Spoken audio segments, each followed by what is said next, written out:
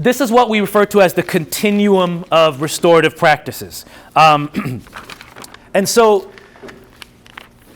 I'll talk about a few of these elements, right? Over time, what a school wants to do is incorporate all of these things. The thing to recall is, again, we started today and some folks asked about, okay, so is restorative practices primarily about repairing harm? No, it is not. 80% of restorative practices are proactive. 80% of restorative practices are about building relationships and connections.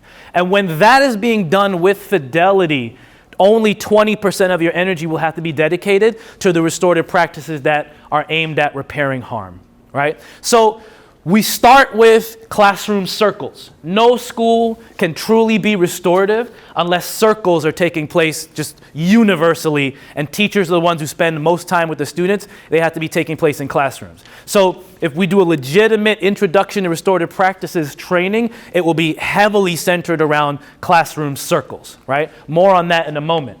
But we also teach teachers relationship building tools, even little one-liners that you can use with the students who are really shut down. Things known as affective statements, which I'm probably preaching to the choir in this room, but essentially projecting your feelings. Instead of yelling at the kid who's being disruptive, simply sharing an affective statement like, hey, when you keep calling out when I'm teaching math, I get distracted. And then I don't get to finish the examples right. And I just feel bad at the end of the day. I feel like I'm not teaching well. I feel like the kids aren't doing as well in the homework. Is there something we can do about that? And having a conversation like that as opposed to one that's an attack or a label, right? Then we get into restorative conversations that are aimed at repairing harm, which are based on 5 magic questions that I'll post on in a couple of slides, right?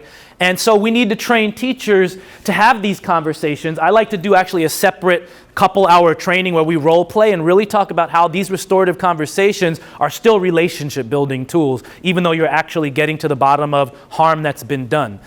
Then we get into impromptu circles. And so what you're seeing here as you move left to right, it goes informal to formal. And what that means, the more formal the process, the more people, planning, and time that are involved. It's more complete. There's more structure involved. So now you're talking about an impromptu conference, then you're talking about whole class conferences, and lastly, the formal restorative conference, the specific mechanism that we were able to use to nearly eradicate suspension, and that really was a life changer for me. I'll comment on that momentarily.